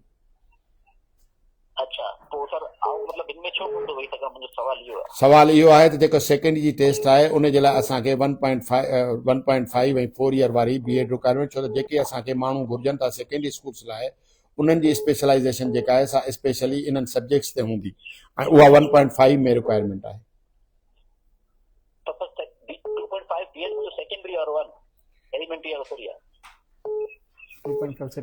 सेकेंडरी हूंदो ई कोन्हे न। सेकेंडरी जेका 2.5 बीएड आहे उहा सिर्फ़ु एलिमेंट्री जे लाइ आहे, जेका हायर एजुकेशन कमीशन रिकग्नाइज़्ड आहे उहा सिर्फ़ु उन लाइ आहे। 4 इयर्स जी बीएड जा 2.5 तो हाणे एग्जांपल मूंखे सेकेंडरी में वेहणो आहे तव्हां त मूंखे अॻियां मुंहिंजी रोड वर्क छा हूंदो सेकेंडरी जे लाइ तव्हांखे 1.5 ऐं 4 ईयर ज़रूरी आहे, कंपलसरी आहे। न पोइ हाणे 2.5 खां पोइ वरी मूंखे तव्हांखे एलिमेंट्री में तव्हां एलिमेंट्री जे लाइ वरी असांजी टेस्ट ईंदी, उन में तव्हां अप्लाई करे सघो था। पॉलिसी का बना असां पॉलिसी के पाबंद असां पंहिंजी पॉलिसी जेका तव्हांजी आहे तव्हांजे साम्हूं, उन में सिर्फ़ु 2 असांजी रिक्वायरमेंट आहे, या त तव्हां 1.5 हुजो सेकेंडरी टीचर लाइ, या 4 ईयर हुजो। अच्छा भले मतलब या कुछ भी हुजे तव्हांजो मतलब भले 16 ईयर असां भली तव्हां पीएचडी हुजो, तव्हां पीएचडी हुजो, पीएचडी हुजो, पर असांजी जेका रिक्वायरमेंट आहे उहा इहा ई आहे सेकेंडरी जी। ठीकु आहे। अच्छा यानी कि ग्रेजुएशन का मास्टर थे मतलब 2.5 ग्रेड यू कुछ बेटर होनो 1.5 वो एलिमेंट्री लाइ तव्हां एलिजिबल आहियो, जॾहिं एलिमेंट्री जा अचनि त हुन में अप्लाई करियो। तव्हां पहिरीं मूंखे हुन में न वेठा हो छा तव्हां? इहा हाल अहवाल त ॾियो भला, जेका हींअर हुई या टेस्ट वेठा हो, न वेठा हो हिन में? छो मुझे छो न वेठो? हेॾी सारी पब्लिसिटी थी हुई 2.5 वारनि जे लाइ, अञा क्लियर भी कोन हुई। ठीक ठीक हाँ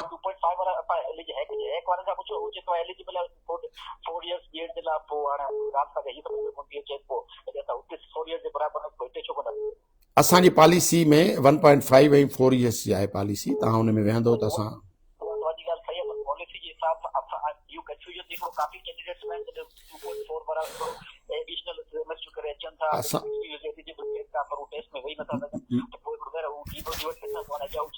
अॻियां तव्हांजे लाइ एलिमेंट्री टेस्ट अचे थी पई।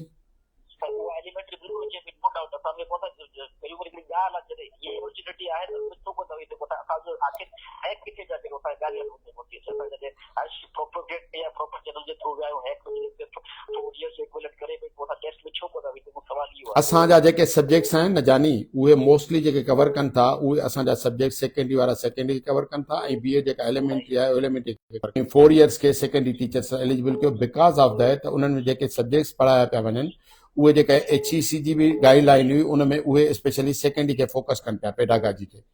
बिकॉज ऑफ दैट असां सेकेंडरी जे लाइ उहो रखिया। ईअं ई जेका BA 2.5 एलिमेंट्री हुई, उन में एलिमेंट्री जे कोर्सिस खे कवर कयो पियो वञे, उनजी पेडागाजी खे तवजह ॾिनी पई वञे। बिकॉज ऑफ दैट उन ज़माने में असां ईअं प्राइमरी जी AD में सभु कवर थियनि पिया, त असां प्राइमरी खे कवर ॾिनो। हाँ तव्हां न सम्झणु चाहींदो त उन ते त को बहस थी कोन थो सघे न। Thank U thank U.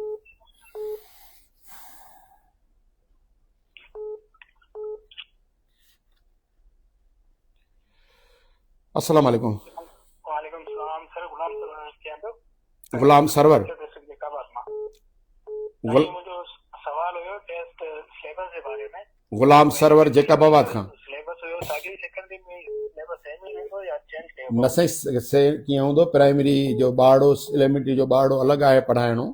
असांजी पेडागाजी बिल्कुलु जेका टेस्ट आहे कंटेंट पेडागाजी ॿिन्ही में वॾो फ़र्क़ु हूंदो, ऐं उन में ईअं आहे त उहे सब्जेक्ट वाइज़ हींअर असां कंदासीं। तक़रीबन कोई असांजा 8 सब्जेक्ट्स हूंदा, त उन्हनि 8 सब्जेक्ट्स जी तयारी करणी पवंदी। उहो असां कोर्स तक़रीबन अपलोड करे था छॾियूं, वेबसाइट्स ते अची वेंदो स्टडाजी ते, तव्हांखे ख़बर पवंदी त कहिड़े कहिड़े कोर्सिस में कीअं तयारी करणी आहे।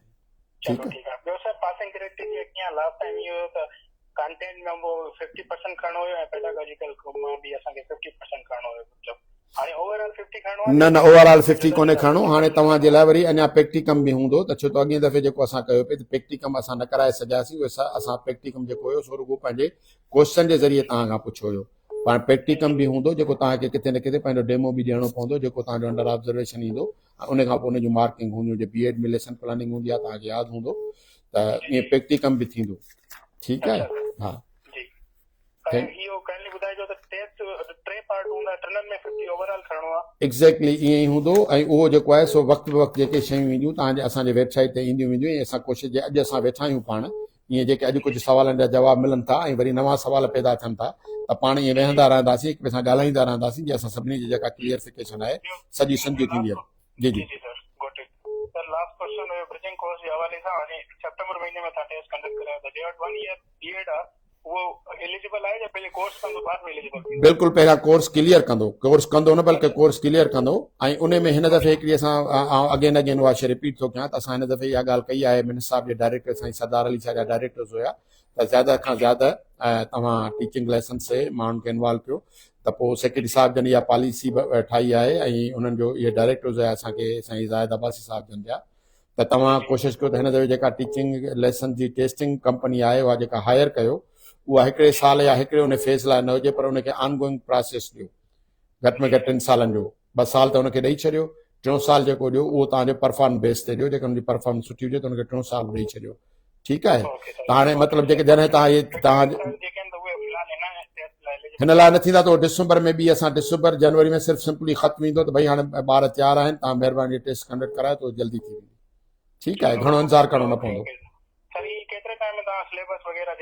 इहो असांजो 15 ॾींहं अंदरि सभु सिलेबस तव्हांखे अपलोड करे मिली वेंदी इंशाल्लाह। सुभाणे खां ई असां शुरू करे छॾींदासीं जे कोर्स अची विया आहिनि। ठीकु आहे बाबा, थैंक यू थैंक यू।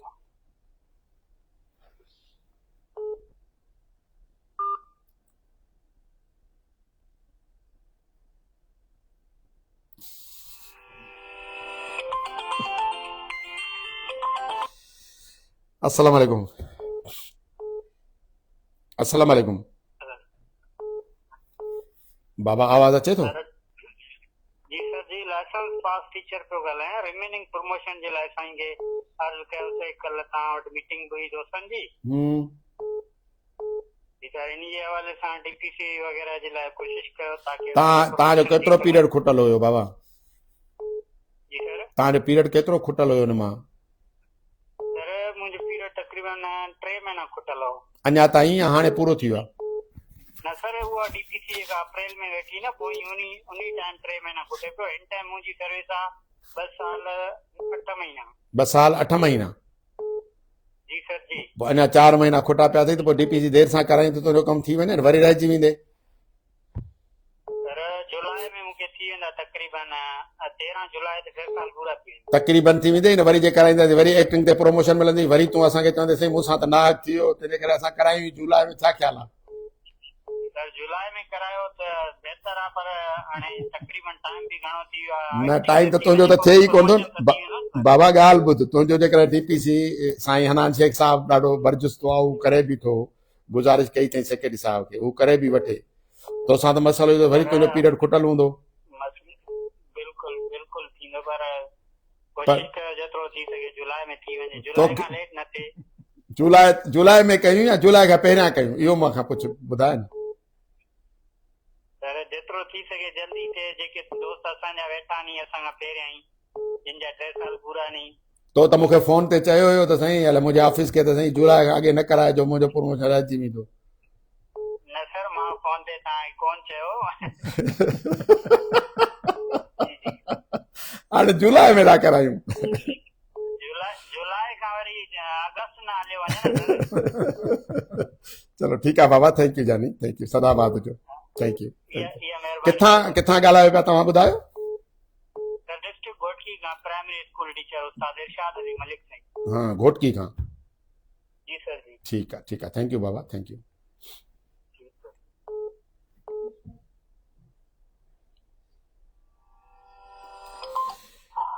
अस्सलाम वालेकुम। हेलो, अस्सलाम वालेकुम सर। वालेकुम सलाम बेटा।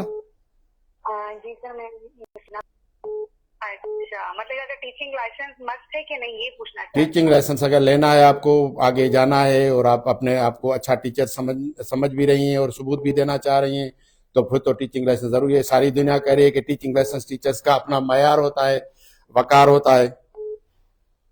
जी सर, सॉरी, ये भी बताइएगा सर, अगर ये प्रमोशन में प्रॉब्लम तो नहीं करेगा, क्योंकि 1 ईयर बीएड है, ये मुझे बताइएगा। प्रमोशन में किस तरह से आप समझ रही है कि चैलेंज होगा आपके लिए? जैसे सर जीएसटी हूँ मैं, अब आने वाले दिनों में एचएसटी होने वाली हूँ। एचएसटी तो खत्म हो गया, अब एचएससी का कैडर ही नहीं है बेटा। अभी हम तो सर, अभी मैं हमारा रिसेंटली हमारा एचएसटी होने वाला है, तो सर क्या उसमें प्रॉब्लम तो नहीं करेगा? एचएसटी फेज आउट हो गया है, एचएसटी कोई प्रमोशन नहीं होने वाला। एसएसटी सर, एसएसटी, हाँ अभी एसएसटी हो जाएंगे ना। हाँ तो सर तो ये बताएं सर, उसमें प्रॉब्लम तो नहीं करेगा? प्रॉब्लम ये होगा कि जो हमारे टीचिंग लाइसेंस होल्डर हैं उनको हम फास्ट ट्रैक देते हैं कि आप जल्दी जल्दी प्रमोट हो जाएं, क्योंकि आप अच्छे असातिज़ा आपने आपको प्रूव किया है। और बाकी जो सीनियरिटी बेस पे प्रमोशन है वो भी होते रहेंगे, उनको हम रिजेक्ट तो नहीं करते, हम चाहेंगे कि वो भी होते रहें। लेकिन जो जितना अच्छा परफॉर्म करा है उसके लिए अलग अच्छे से ट्रैक होने चाहिए कि आप फास्ट ट्रैक पे आगे बढ़ें। जिस तरह से आपने हाईवेज देखे ना, उस पर फास्ट ट्रैक और स्लो ट्रैक है। तो मुझे ये इसका तरीकाकार बताएं ना सर, स्टेडा कहीं मैं कहाँ से लिंक करूँ, कहाँ से फॉर्म, क्योंकि सर मैं 2 साल पहले हमारे स्कूल से ये रजिस्ट्रेशन हुई थी स्टेडा की, बट वो पासवर्ड इंटर कर रही हूँ NIC के साथ, बट वो कनेक्ट नहीं कर रहा और वो वेबसाइट पे नहीं जा रहा, मेरी जॉब में लॉगिन नहीं कर रहा। चलो आपका आप स्टेडा का जो हेल्पलाइन का नंबर है वैसे वो वहाँ पे वेबसाइट पे दिया हुआ है, वहाँ पे क्वेश्चन आंसर का होता है सेशन, उसमें आप क्वेश्चन लिख ले तो हम अपनी टीम को कहते हैं जो मेरे साथ बैठी है वो आपसे राब्ता कर लेगी। आपने नाम क्या बताया? सर मिस लुबना शहजादी है। लुबना शहजादी। Phone number? फोन नंबर तो यही है, फेसबुक लाइव पे। ठीक है, नंबर नहीं बताएं बेटा, नंबर नहीं बताएं बेटा। अच्छा सर। ओके, क्योंकि ये लाइव हो रहा है। सर मुझे ये बताइए कि मैं स्टेटस से कांटेक्ट कैसे करूँ, तो मैं ये फॉर्म फिल करना है, क्या करना है, तो थोड़ा प्रोसीजर बता दें ताकि मैं कंटिन्यू कर सकूँ इससे। वेबसाइट पे हमारा क्वेश्चन आंसर्स होता है, वहां पे आप क्वेश्चन लिख लें तो इंशाल्लाह उसमें हो जाएगा। नहीं तो हमारी फोकल पर्सन है वहां पे, मिस नूरीन है, फोकल पर्सन स्टेडा की Karachi. Miss Noreen focal person, Musarrat Noreen focal person है स्टेडा की कराची की। अच्छा, वो डिप्टी डायरेक्टर भी, वो डिप्टी डायरेक्टर, डिप्टी डायरेक्टर हैं आपके प्राइमरी या सेकेंड में, वहां पे हैं, वो फोकल पर्सन है। सर कहाँ पर? डायरेक्टोरेट में है। अच्छा, डायरेक्टर हूँ मैं। मुसरत नूरीन। मुसरत नूरीन। हाँ, मुसरत नूरीन डायरेक्टर ऑफिस में, वो जी, फोकल पर्सन स्टेडा की। जी बिल्कुल, वहां पे डायरेक्टर भी, डिप्टी डायरेक्टर भी हैं और फोकल पर्सन भी हैं। अच्छा, फोकल पर्सन है डायरेक्टर ऑफिस में। ठीक है, ये जो अपना करीमाबाद में। जी करीमाबाद में। ठीक सर। चलिए sir, thank you so much, आपने इंफॉर्मेशन दी। वेलकम बेटा, कांटेक्ट करती हूँ। वेलकम बेटा, welcome. Okay, thank you so much sir, thank you so much.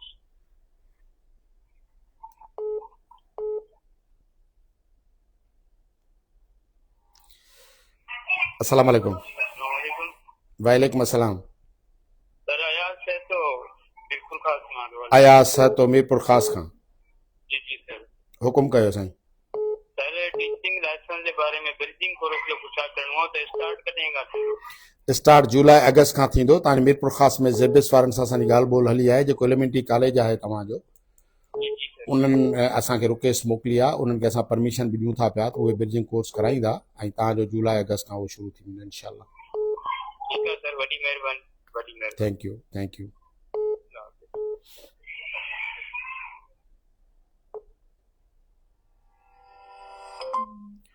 अस्सलाम वालेकुम। हेलो, अस्सलाम वालेकुम। वालेकुम सलाम। सर मां महापारा राशिद थी ॻाल्हायां, JST टीचर डिस्ट्रिक्ट दादू मां। महापारा राशिद दादू खां, JEST। हीअं तव्हां खां कराची मां मुखातिब आहियां। जी। सर मूंखे इहो पुछणो हो त जेके मूंखे एलिजिबिलिटी क्राइटेरिया जे बारे में पुछणो हो, त असांजी 1.5 BEd आहे, त असां एलिजिबल आहियूं लाइसेंस के?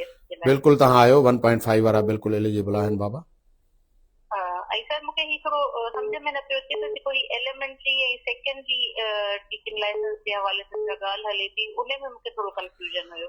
हा बाबा, ॻाल्हि ईअं आहे त जेको प्रीवियस असां टीचिंग लाइसेंस जी टेस्ट वरिती उहा तव्हांजी एलिमेंटरी टीचर्स जी टेस्ट हुई, ऐं उन लाइ ज़रूरी हुयो त 2.5 BEd हुजे ऐं 4 इयर्स हुजे या 4 ईयर हुजे, या तव्हांजी MA एजुकेशन हुजे, या तव्हांजी MEd हुजे। यानी एलिजिबिलिटी जो एरियाज़ 4 थी वियूं। कहिड़ियूं? एलिमेंटरी लाइ 2.5 या 4 ईयर BEd, या तव्हांजी MA एजुकेशन, या तव्हांजी MEd। ठीकु आहे। ईअं सेकेंडरी लाइ जेका आहे उहा एलिजिबिलिटी आहे त या त 1.5 ईयर तव्हांजी BEd हुजे,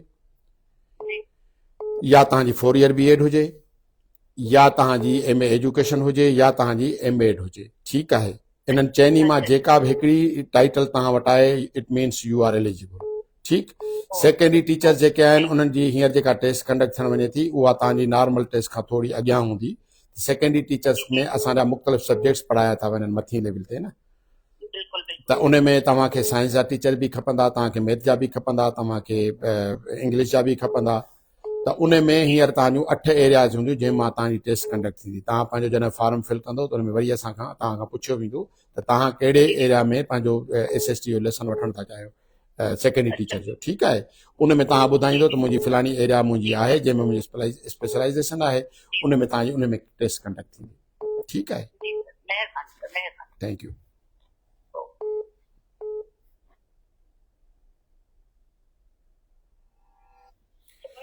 देखती ना फटे की बात ना पानी मांग रही हूँ। हेलो, अस्सलाम वालेकुम। वालेकुम अस्सलाम। सर, ये मुझे ब्रिंगिंग कोर्स के बारे में बात करनी थी। ब्रिंगिंग कोर्स कब से स्टार्ट होगा? कहाँ से बात कर रहे हैं? कौन बात कर रहा है? सखर से। सखर से कौन बात कर रहा है? आप सर रसूल बात कर रहे हैं ना, गुलाम रसूल? मैं तो गुलाम रसूल, रसूल बख्श, रसूल सिर्फ कहते हैं, जो भी कहते हैं। मैं सैयद रसूल बख्श बात कर रहा हूँ, लेकिन मैं आपसे पूछना चाह रहा हूँ कि आप कौन बात कर रहे हैं? मैं टीचर हूँ, सखर से बात कर रही हूँ। जी, कौन सी teacher? PST teacher, primary school teacher हूँ, और मेरा जो है 1 साल का BEd है। ठीक है, तो अब आप क्या चाह रही हैं हमसे? अब जो है ये टेडा ने जो आपका नंबर दिया है, तो ये मैं मालूम करना चाह रही हूँ टीचिंग लाइसेंस के लिए। उन्होंने कहा 1.5 साल का कोर्स है। अब मेरा है BEd 1 साल वाला। तो फिर ये कोर्स कब से स्टार्ट हो रहा है? ये कोर्स इंशाल्लाह जुलाई अगस्त से शुरू हो जाएगा, और आपका 6 महीने का ब्रिजिंग कोर्स होगी। आप जब वो क्लियर कर लेंगी तो आप एलिजिबल होंगी कि आप टीचिंग लेसन्स में बैठ सकती हैं टेस्ट में। तो मैं पहले DO से लेटर बनवा लूँ, फिर ये कोर्स भी करती जाऊँ, और फिर मैं ये पेपर भी दे दूँ टीचिंग लाइसेंस का? ऐसा पॉसिबल है? हाँ बिल्कुल ऐसा ही होगा ना, कि जब ये एडवर्टाइजमेंट हो जाए कि यहाँ BEd का ब्रिजिंग कोर्स, ये BEd teaching lesson bridging course करवा रहे हैं, तो आप उसमें अप्लाई करेंगी, वो आपको दाखिला दे देंगे। उसके बाद आपको जब ये क्लियर हो जाएगा कि आपने वो पास भी कर लिया ये कोर्सेस, तो फिर आप माशाल्लाह टेस्ट में बैठेंगी। और कितनी सर्विस है आपकी PST में? तो ये सखर में ही शुरू हो गया ब्रिंगिंग कोर्स का दाखिले BEd कॉलेज से ही हो रहे हैं? जी, सखर में ही होंगे इंशाल्लाह। और ये अभी इंतजार करें। ये जहाँ से BEd किया है वहीं से? नहीं, ये वहां से ही। आपने पता नहीं कहाँ से BEd किया, मुझे पता नहीं, आपने बताया भी नहीं था मुझे कि कहाँ से आपने BEd की है। BEd मेरा बहुत पुराना है, मेरा 2007-2006 का हैगा। 2006? तो अब मैं ब्रिंगिंग कोर्स करना चाह रही हूँ।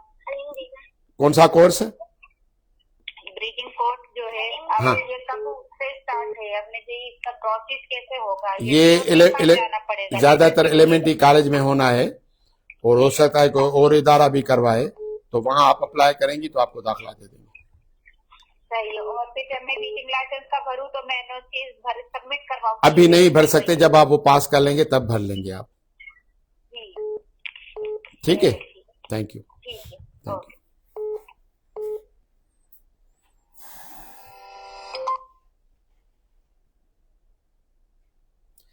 हाँ साइंस साहब चाहते थे।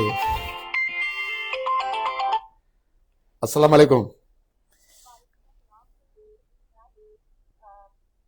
जी बेटा, क्या नाम है? जी जी। सर, मैं जादू से बात कर रही हूँ, अमित हमारा। क्या नाम बताया? हमारा इकरार। हमारा इकरार, कहाँ से? जी सर, सर मेरा क्वेश्चन ये है कि मेरा 1 साल का BEd है, तो टीचिंग लाइसेंस के लिए मुझे ब्रिजिंग कोर्स लाजमी करना पड़ेगा?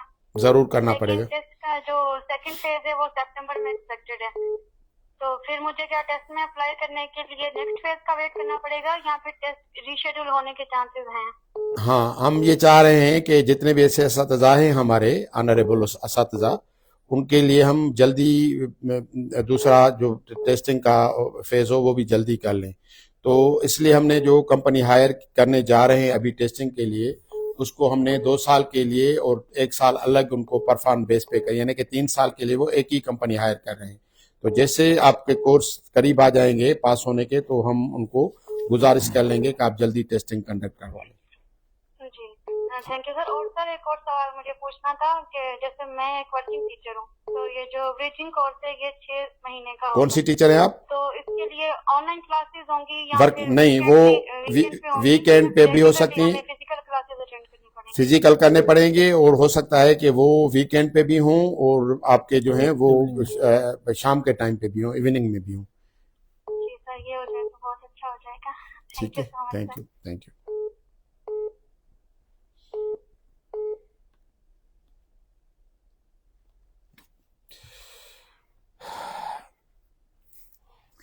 मोस्टली क्वेश्चंस जो रिपीट हुए हैं वो अवेयरनेस नहीं है। अगर लोग वेबसाइट पे जाके पॉलिसी पढ़ लें तो इतने ज़्यादा सवालात की ज़रूरत नहीं बनती।